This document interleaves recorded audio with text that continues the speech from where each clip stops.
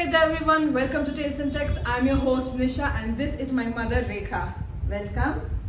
We are excited to host this episode today. Yeah, and this is our episode 1 of our new series Scriptures Through Our Lens. So welcome. So before we get started, just a short disclaimer. My mother and I, we aren't historians. Nor are we anthropologists. We are just two people who are really passionate about the scriptures. And we want to share our experiences, our thoughts, our perspectives through scriptures through our lens with everyone. And we invite all of you to join us in our conversation about our scriptures. So now with that out of the way, let's dive right into episode 1. That's right. So episode 1 of Scriptures Through Our Lens is Mahabharata, a tale as old as time. Now you might be wondering why we are calling this episode a tale as old as time. And one of the reasons, Ma, is that when I was reading the BORI Critical Edition, and many of you will be familiar with this because you follow my BORI series, is that the Mahabharata doesn't actually start right from Shantanu's lineage, or it doesn't dive right into the Pandava-Kaurava conflict. Rather, the Mahabharata explores a universe of stories starting right from the creation of the world, the creation of the universe. We find out about Brahma, why he created the world. We find out about the birth of the Devas and the Asuras. We find out about the Samudra Manthanam. You remember you used to tell me those stories? Oh my god, they are fascinating stories. Right? So we find a lot of information, especially in volume 1, about 80% of the book is entirely about Hindu cosmology. So the Mahabharata is quite literally a tale as old as time. Absolutely. Now, speaking about time, Ma, can you just take us through the timeline of the Mahabharata? Well, though we are talking about as old as time, if we look at the current day and time, so Mahabharata has been estimated to be about approximately 5,500 years from today. Wow. So this again, when we are talking about the original version of the Mahabharata, do you know what it was called? What was it called? Wasn't it called Mahabharata always? It was called Jaya. Oh. Now, Jaya basically means victory, I victory, believe, right? Yeah. So possibly it was a narration of good over evil. It could be your victory over your senses. So it could be victory over anything that is ill. So when you are talking about the original name, it was called Jaya. But over time it was narrated, it was an oral rendition. So the literal version or the text was much later. So it has been historically proved that there have been manuscripts. Possibly the written version came from about 300 BCE. That is before Christian era, am I right? Yeah, correct. Yeah. So before Christian era, and then it was written over a period of about 800 years. Oh. So we can put it approximately to about 4 or 5 CE. So that is after the Gregorian calendar. That's right. After Christ, yeah. So when we are talking about the original name being Jaya, now over time when the oral rendition was kind of translated to the written version, so that's when they started calling it the Bharata. So Bharata was a collection of verses, and if I remember correctly, it's about 10,000 verses. Okay. And afterwards, because I mean, as we are looking at a really long timeline of about 800 years, and that's when it became about 100,000 verses. Oh wow. So you have a huge collection, and that's when it became Mahabharata.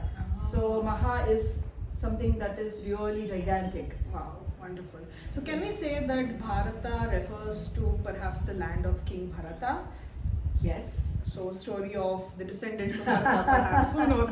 We are all the descendants of Bharata. We one India, one nation. That's right. That's right. Now that we are talking about Mahabharata having been written over a period of about 800 years, let us see who is the author. Certainly a person cannot live for 800 long years, not that we know of. So let us see who is the author. So Nisha, would you like to throw some light on that? Yeah, so the Mahabharata is believed to have been written by Krishna Dvaipayana Veda Vyasa. Now, Veda Vyasa is basically, the word Vyasa is a title that is given to a person. So Veda Vyasa is not a real name. It's a title given to someone, and the reason this person is called Veda Vyasa is because this is the person who divided and recompiled the Vedas. Krishna Dvaipayana Veda Vyasa was the son of sage Parashara and the fisher woman or the tribal woman Satyavati. That's right. And he was called Krishna Dvaipayana was because he was dark in complexion, and Dvaipayana was because he was born on an island amongst the tribal fisher people who belonged to Satyavati's lineage. Yes. So, having said that, are you aware that he was also called Badarayana? No, I wasn't. I've never heard of this name before. What does that mean? It's interesting. So in Mahabharata, let us look at, we will be doing this over the course of our various videos. Yeah. So every name has some inner meaning to that, and it's really fascinating. That's true. And so Badarayana basically means a person who was doing penance in Badrinath. So Badrinath is one of the pilgrimage centers in the Himalayas. So one of the things, Ma, that I was, when I was just researching about Veda Vyasa, one of the things that came up was that oftentimes Veda Vyasa is considered to be the amalgamation of the Trimurti. The Trimurti is the Hindu trinity of Brahma, Vishnu and Shiva. That's right. So this just got me thinking, and I was wondering, I've never heard of this before, so what does this actually mean? And one of the things I realized is that in a way Veda Vyasa is the amalgamation of the Trimurti, because as Brahma, he has created this huge corpus of works which includes not only compiling the Vedas but even writing the Mahabharata and the Purana. So in that way he's a creator. Secondly, he's a creator in the sense that he is also the true biological parent of Dhritarashtra, Pandu and Vidura, and therefore the Pandavas and the Kauravas are his blood grandsons. So in that way he is a creator. Yes. And we also see that he is like Vishnu because by sharing and teaching his knowledge to his disciples, he is acting as a maintainer and a sustainer of this Sanatana Dharma tradition. You could say that. That's right. And finally, I realized that one of the things I actually found very difficult was that how could he be Shiva the destroyer, right? And then after a lot of thinking, I realized that it doesn't mean physical destruction of the war, although that could be the war narrative could be about Shiva, but it's more about how the Mahabharata and by extension the Puranas and his Veda compilation destroys our ignorance and enlightens us with knowledge. That is, you are absolutely right, Nisha. So, did you know, or rather, I'm sure you would have thought about it. So, when we are looking at the Vedas and we are calling Mahabharata the fifth Veda, so let us. So, were you not aware? No, I wasn't. Okay.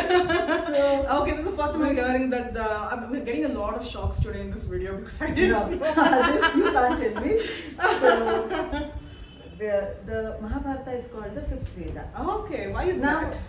I'm sure you will be able to decipher yourself if I tell you what each of the Vedas stand for. Okay.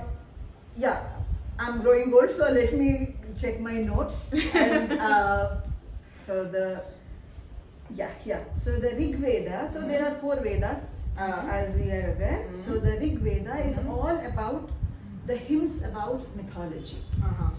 Now coming to the second, which is the Sama Veda. So this is about the hymns about religious rituals. Okay. And it emphasizes on the musical chants and melodies. Okay. So now coming to the Yajur Veda. This is about the religious instructions for rituals and sacrifices. Okay. And the ceremonies that have to go with it. Okay, so the ceremonies of a person's life involved in the person's life. All the religious rituals and ceremonies and sacrifices that we do. Right. And the fourth Veda, so the Atharva Veda, which is very interesting, as far as I think.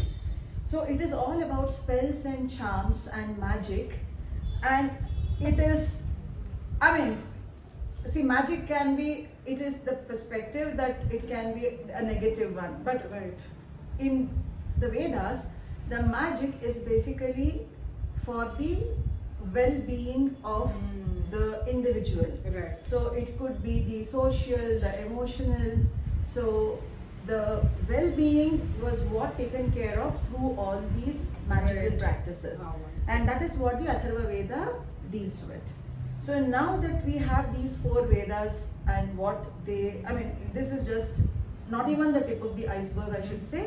But having gone through this, I mean, why do you think Mahabharata is called the 5th Veda? Okay, so if I think about all of these, the description of the 4 Vedas that you just gave, Ma, I can kind of try to make a leap by saying why the Mahabharata might be considered the 5th Veda. Yes. Because when I'm reading the BORI Critical Edition, I am seeing these hymns that are told to the ancient Vedic gods like Indra, Vayu, Varuna, and that I believe sort of resembles what is there in the Rig Veda, am I right? Right. Then there are a lot of rituals and sacrifices that are done in the honor of the gods, in the honor of the ancestors. There's something for the Rajasuya Yagna, the Ashwamedha Yagna, and so many other things. So I believe that sort of covers both the Yajurveda and the Samaveda. Yes. And now speaking of the Atharva Veda and magic, I have seen a lot of instances of Maya being used. Absolutely. Whether it is Mayasura who builds the Palace of Illusions, Yes. or it is Shakuni who uses illusion during the war, Ghatotkacha's That's right. Maya. So there are a lot of instances. So I think I can understand why it is called the 5th Veda. Fifth Am Veda, I because correct? it incorporates all the essence of each of the Vedas has been brought into the Mahabharata. So it can be rightly called the 5th Veda. Wonderful, sounds really interesting. Yes. So now that we're talking about the author of the Mahabharata, and we're also talking about the written text and how the written texts were compiled. That's right. But the thing that I want to know is, prior to the invention of writing or the creation of text, how That's right. did the Mahabharata sort of sustain this momentum? How did it maintain its integrity, and how did it spread so pervasively? There were bards, so also called Sutas. Okay. So the moment I use the word Suta, I'm sure you can remember who what- Sanjaya, I believe. Yes, that's right. That's right. Right. And he played the role of the charioteer of King Dhritarashtra. And if you recollect in the stories, especially the Kurukshetra war, he narrated the war in real time to Dhritarashtra. Correct. So there were other Sutas also, Right. and one of them, Yes, one of them I believe was Vaishampayana, who narrated the story of the Mahabharata to Janamejaya, who was Parikshit's son, that is Arjuna's great grandson. so what was the occasion when he narrated this Mahabharata? Oh, this was during the snake sacrifice. Snake This was during the sacrifice. snake sacrifice. So you might remember that a snake bites Parikshit, and that's why he dies very young. And in revenge, Janamejaya decides to kill all the snakes and serpents in the world. Very sad. And in order to stop Janamejaya from killing all these serpents, Vaishampayana tries to buy time while some other sages try to come in and try to convince him to stop the killing, this massacre. And during this waiting period, Vaishampayana narrates the history of Janamajaya's ancestors, perhaps as a cautionary tale to show what violence can lead to. Now violence begets violence. That's right. Right. And certainly the snakes have been at the receiving end. Certainly a lot. And I think we should make, an episode on the atrocities Against that animals? the- Yes, definitely. So we'll certainly keep this in mind. Right. And there's one more Sutta who actually attended the snake sacrifice and who further helped perpetuate the story of the Mahabharata, and that is Ugrashrava, who was the son Right. of Lomaharshana. That's Lomaharshana was Vaishampayana's contemporary, and they were both Yes. Vedavyas's disciples. Now Ugrashrava heard the story of the Mahabharata from Vaishampayana during the snake sacrifice, That's right. and then he goes on a Tirtha Yatra, that is a visit to all the sacred places around India. Yes. And then he meets a group of sages at Naimisharanya forest. And now, if you might have heard of Naimisharanya, which is a very, very sacred forest. And in fact, Amma, you'll have heard Naimisharanya as in one of our, and I believe in either the Gauri Puja festival, when Yes. they'll be telling the story, even Ganesh Puja festival. So there, Ugrashrava tells the story of the Mahabharata as told by Vaishampayana. So the connection is never lost. So it has been passed on from generation to generation over hundreds and thousands of years. And in fact, I think we, both of us and also our audience, are a part of this generational sharing of stories. Yes. Because you shared it with me when I was young, and I'm sure your family members, your parents, grandparents, uncles and aunts, cousins would have probably shared these stories with you growing up as well. Not just the Mahabharata, but even the Ramayana too. Yeah, and also all scriptures. Although we may not be charioteers in any capacity right now, we are all storytellers and sutas in our own way. Yes, that's right. Now that we are talking about storytelling and the oral version became the written form, now let us also throw some light on, before I say that, I have to go by the stories that I heard from my grandmother, and my father was an excellent storyteller. So the bedtimes were reserved for the stories from the Ramayana and the Mahabharata for us. And they would bring, especially my father would bring those words into vivid, I would have lovely imaginations of the entire scene. Now but what the story my father would tell, and the story I read in a book, and the story that I heard from somebody else, possibly my teacher, so they all had different versions. So they were, the basic gist is the same, but the way they were narrated was so different. Now, can that happen? Can that be different? I think in a way it can, and I think we have to sort of explore the history of India and also the psychology of humans, the storytellers themselves. Right. One of the things that I found out in my research was that there were instances where, because India is actually a potpourri, you could call it, a melting pot of many cultures. Yes. And when people came together, many communities which initially used to have endogamous marriages, that is marriages within the community itself, they started having exogamous marriages, wherein people from across different communities and faiths were getting married to each other. Now when these families came together, they shared stories, they shared mythos, and therefore automatically the narratives from some other faith or other community were added into the Mahabharata, and that just made the Mahabharata more flavorful. Yes. Right. And it certainly enriches the story when the layers are added. Exactly, correct. And when I was told the story as a child, so my grandmother's story was very linear. So it was good wins over the evil. So, but as we grow up, so we are exposed to these various versions and various characters. Right. So what could have brought about those changes in the versions that are told? And does the understanding also change in how we interpret the Mahabharata? Is it just a story of the good versus the evil, or is there something else to that? Right, that's a very interesting question. Now, one of the things that when I was reading the Mahabharata itself, and when I was reading about the history of the Mahabharata, the one thing that stood out to me predominantly is that the Mahabharata is a reflection of life.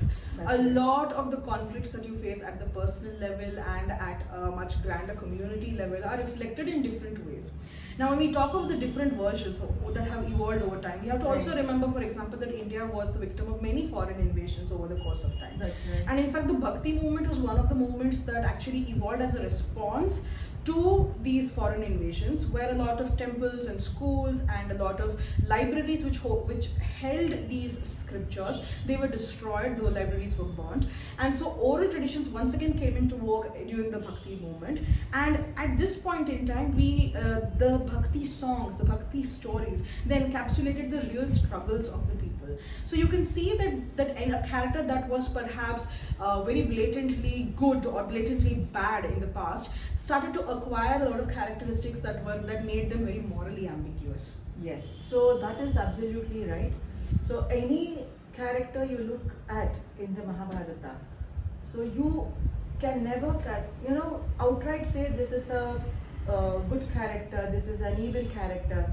There's no black and white that can be demarcated. It's always shades of grey. Exactly. Now, one of the examples, I may be treading thin ice, but if you look at Yudhishthira's role in the wax, the wax palace. Correct. would you like to share the story? Okay, so the wax palace incident is something that must be familiar to all of you. Kunti and the Pandavas will be hiding in or rather will be invited to hide in a palace, and because it is believed that they will be offered security and safety from Duryodhana. But in fact, the palace will have been constructed by Duryodhana, and it will have been made of wax because Duryodhana intends to burn the Pandavas and their mother to death. And when they're discussing how to escape from this fiery future that awaits them, incidentally it happens that a Nishada woman comes with 5 of her sons, and they ask for shelter in the palace where the Pandavas and Kunti are residing. And it's convenient that it was a woman around Kunti's age, Yes. and she had exactly 5 sons. Exactly, right. Now in a lot of popular renditions, especially regional renditions, it is shown Kunti is the person who makes the decision to sort of drug the Dishada and her 5 sons, and then have they them themselves killed. set fire to the Yes. palace, and they escaped through a tunnel that was dug earlier. Right, but in the critical edition, which is considered to be the most authentic edition of the Mahabharata, it is Yudhishthira who makes this decision. Yes. So that was the point I was about to make. Right. So Yudhishthira is considered the most Dharmic, I would say. the one who followed dharma to his innermost core.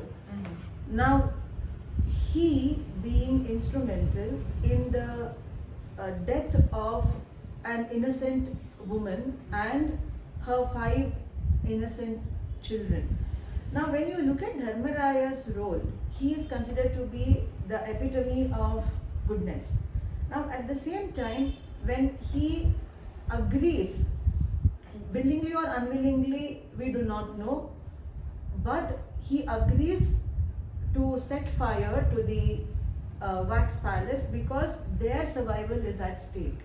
Now, when you look at these 2 facets of Dharmaraya, the question arises, can we call everybody a good person or everybody a bad person? They are always across the spectrum. Right. So this is a very fascinating aspect of the Mahabharata. Right, and a lot of these different aspects of these characters, the way characters have evolved, you can see the evolution of characters not only through their lifespan in the Mahabharata, but through the evolution of the Mahabharata as a story in itself. And one thing that really stands out to me is that when you're considering the large corpus of narrative of the Mahabharata, the people who've been adding to the stories, the regional versions, and even the stories from not just India, Southeast Asia, and even other parts, and it's believed that there are a lot of influences from the Mahabharata taken from Gandhara, which is considered to be in current day Afghanistan. So you can see that people are treating the Mahabharata as a living document, adding to it and changing it and making it grow and evolve just as Bharatavarsha is growing and evolving. Absolutely. And we can also see in certain versions of the Mahabharata, we can see the influences of cultures from outside India. Like as Nisha rightly said, not only from the southeast, but even towards the northwestern frontiers of India, there's Afghanistan, even up till Iran. So Greece. So these are all cultures that you do see reflections of in various versions of the Mahabharata. Exactly. And it has not diminished the stature of Mahabharata, it's actually added to its flavor. And that is something that Mahabharata never bores a person once you get, the taste of it, because every version has something else to add, and it gives you the, lived experiences of people of those regions in those times. Exactly, and that's why I think the Mahabharata is one of the most fascinating stories in the world today. but if we look at all these different versions, and which is the most authentic version? That's a question that we need to address. Right, and you've been hearing me say the words BORI Mahabharata quite a lot for quite some time, and I hope you haven't been bored because I haven't been mentioning what BORI is, which I will do right now. So the BORI Mahabharata is actually the most authentic, or considered to be the most authentic version But what of the is this Mahabharata. BORI? So BORI stands for the Bhandarkar Oriental Research Institute, and it's located in Pune. Yeah, now I remember that. Yeah, so BORI is one of the institutes in India which specializes in authenticating ancient scriptures. And in particular, the BORI Pune decided to collate all of the regional retellings of the Mahabharata from across India and to bring together the most authentic version of the Mahabharata. And when we say authentic, what I mean is the versions of the Mahabharata which are common across all regional So retellings. how many versions might they have gone through? Right. So they went through almost more than 1,200 texts My God. from across India, So and which means I have come across this piece of information wherein there are about 1,300 written forms of the Mahabharata. So Right. that means they've almost covered everything, every version. everything. So, that's fascinating, and the amount of work that they have put in. Of course.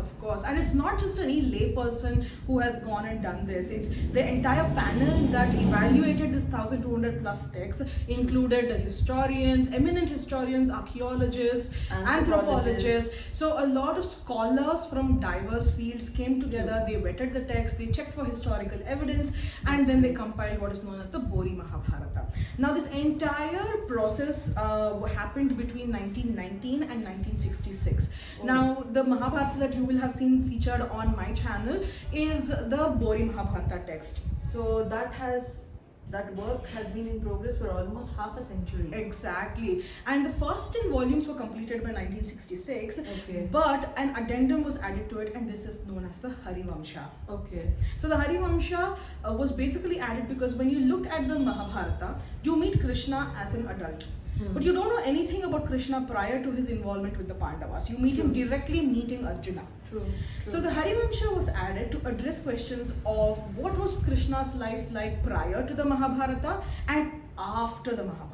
Yeah. So the Harivamsha was added, and the Harivamsha ended by, there is a translation of the Harivamsha ended by 1970. Oh. And one thing that I want everyone to note is that the BORI Mahabharata is a direct verbatim word for word translation of the original Sanskrit manuscript. And that too, it is the classic Sanskrit. Classic Sanskrit, yes. Yes. And there are no interpretations or explanations or no additions. So this is the most authentic you can get in terms of the Mahabharata. So we will consider the most authentic Exactly. at this point in time, Mhm. the Bhandarkar Oriental Research Institute. And remember, Ma, you mentioned that the large corpus of the Mahabharata consisted of 100,000 shlokas Yes. ultimately. Yes. So the BORI doesn't consider all of the 100,000 shlokas. Now, without the Harivamsha, it has 73,787 shlokas. Oh, okay. And with the Harivamsha, it comes up to 79,860 shlokas. So a little less than 80,000. So fair enough. I mean, understandable. Right. And the Mahabharata, BORI Mahabharata has been translated in full by only 3 people, which is Bibek Debroy, that's the person's books whom I'm using.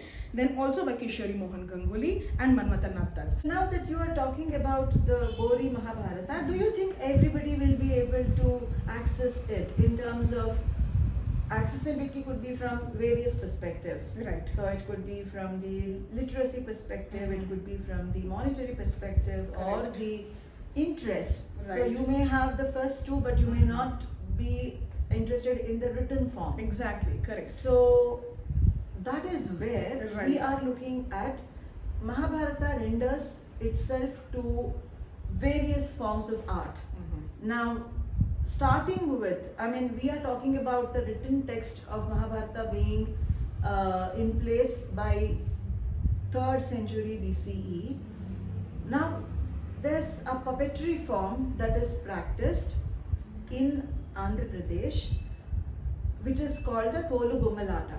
So, this is basically shadow puppetry. Wow. Now, this shadow puppetry has been in existence, and they cater to only the scriptures. So Wow. the Mahabharata sequences are presented through this shadow puppetry, and here we use the word Tolu Bommalata. So Tolu is basically the hide, the animal hide. So which is designed into the shapes of the characters. Wow. And which is converted into like the Bommalu is doll. So Ata is play. So they present the puppetry as a shadow performance, and this is the Mahabharata that has been going on. So since 3rd BCE, Right. and even to this day it is practiced with the same fervor. Wonderful, wonderful. And so that is one form of art that Mahabharata renders itself to, and the other forms could be the dance, the Right. drama. Right. So and the fascinating part of Mahabharata is you don't have to have the entire Mahabharata told Right. as a single Right. scene story. Right. So you just take small pieces, Right. bits and pieces, Right. and you present it as a complete story. Speaking of bits and pieces, there is a classical Sanskrit play called Veni Samhara by the author Bhattanarayana, and that particular play deals only with the war section, and it features Bhima because he has taken a vow before the war begins to kill Duryodhana and all of his cousins. Yes. And he does this because Draupadi is pulled by her hair and she's dragged into the court when she's menstruating. She doesn't have clothes on properly, and so she's basically pulled from her chambers when she's at her most vulnerable state. Right. And that is why Bhima takes the vow to kill all of his cousins And bathe her bathe the Draupadi's hair in their blood and only then in tie Duryodhana's it up. blood. In Duryodhana's blood, and then to tie it up. So Veni Samhara by Bhattanarayana only focuses on the vow and the Yes. section of the war. So but Veni is nothing hair. right? So it doesn't focus on anything else. Yes. So this is one of those examples that you mentioned. You don't have to tell the entire Mahabharata, story, yes. right? You also have other side narratives such as Abhignana Shakuntalam, written by Kalidasa. True. So Shakuntala's story is also narrated in the Mahabharata, in especially in volume 1 of BORI. And while it does not deal directly with the war or with the brothers themselves, it does talk about the lineage from which these people come from. True. Right? And we have a few other stories, for example, like Bhasa's Urubhanga and Karnabhara. Both of them are catering to or taking the perspective of the Mahabharata from Duryodhana and Karna respectively. And an interesting point, Amma, is that both Karnabhara and Urubhanga are the only two tragic plays in Sanskrit literature. In the entire history, because right after Bhasa's period, the rules for creating Sanskrit plays, writing Sanskrit plays changed, where it was mandatory for playwrights to end every play on a happy note. Oh, interesting. So Nisha, we have discussed so much about the Mahabharata and its origin, Yes, but even after 5,500 years, right. so why is it that it is relevant even to this day? What are your thoughts? That's a very interesting question. Personally, the way I look at the Mahabharata is that it's a story of mankind. We say that the personal is political and that the political is personal. And at its core, Mahabharata is a story of both a personal tragedy of a family and also a tragedy that happens in a larger socio-political context and impacts so many people. Right. So that's one of the reasons why I feel that the Mahabharata is so relevant today, because that is something that can happen to anyone: personal tragedies and a larger socio-political crisis, And its impact on the entire mankind. Exactly. And it also has almost all the emotions. Now, we humans are drawn to any emotional story. So, when you have all these emotions that are boiling in the story, it still remains relevant. It could be to Nisha, to me, to you. So, the relevance of Mahabharata is in its humaneness. Exactly. Correct. And when we look at one of the authors, Professor Iravati Karve, in her book Yuganta, states this: the Mahabharata is a record of human beings with human weaknesses. And we all have our weaknesses, Of course, right? yes. I'm sure all of us recognize some version of ourselves in the Mahabharata. Yes, that's true. So, on this note Yeah, these are our perspectives on the timelessness of the of Mahabharata, and we have this question for you. So, we shared our perspectives through our lens as to what is the relevance of Mahabharata. So, what do you think? Right. What are your thoughts on not just the relevance of the Mahabharata, but also the various versions and formats? Which versions and formats of the Mahabharata do you enjoy? Let us know in the comments. And what kind of presentation do you prefer? Yeah, we would love to, find out more from you. And if you watched this far into the video, thank you so much for watching. And we will return again with episode 2 of Scriptures Through Our Lens. In a fortnight. Yep. And thank you for watching. Thank you for watching. Namaste. Namaste.